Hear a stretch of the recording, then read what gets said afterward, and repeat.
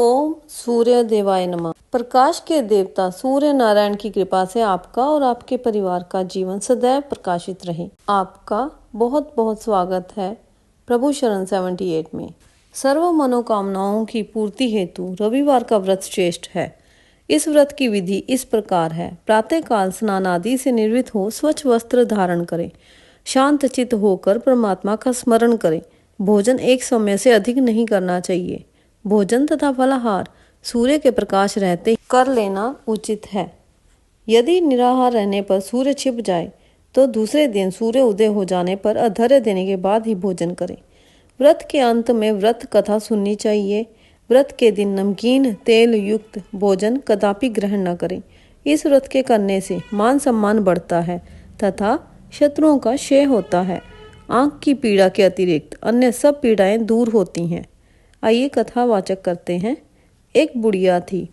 उसका नियम था प्रति रविवार को सवेरे ही स्नान आदि कर घर को गोबर से लीप कर फिर भोजन तैयार कर भगवान को भोग लगाकर स्वयं भोजन करती थी। ऐसा व्रत करने से उसका घर अनेक प्रकार के धन धान्य से पूर्ण था। श्री हरि की कृपा से घर में किसी प्रकार का विघ्न या दुख नहीं था। सब प्रकार से घर में आनंद रहता था। इस तरह कुछ दिन बीत जाने पर उसकी एक पड़ोसन जिसकी गौ का गोबर वह बुढ़िया लाया करती थी, विचार करने लगी कि ये वृद्धा सर्वदा मेरी गाय का गोबर ले जाती है, इसलिए अपनी गाय को घर के भीतर बांधने लग गई।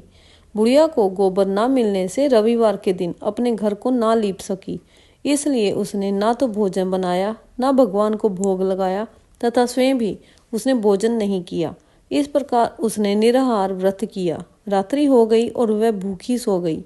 रात्रि में भगवान ने उसे स्वप्न में दर्शन दिया और भोजन न बनाने तथा भोग लगाने का कारण पूछा।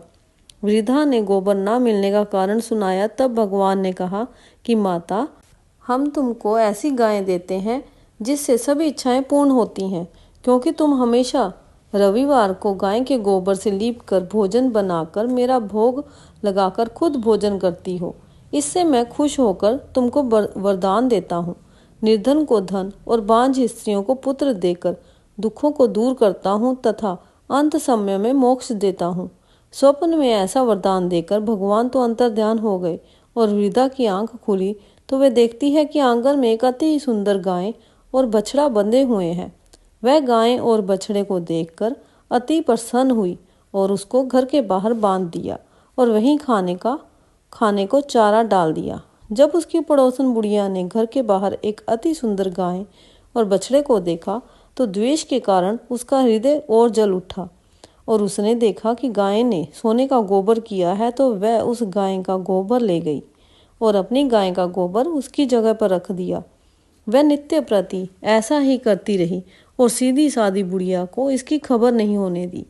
तब सर्वव्यापी ईश्वर ने सोचा कि चालाक पड़ोसन के कर्म से बुढ़िया ठगी जा रही है, तो ईश्वर ने संध्या के समय अपनी माया से बड़े जोर की आंधी चला दी। बुढ़िया ने आंधी के भय से अपनी गाय को भीतर बांध लिया।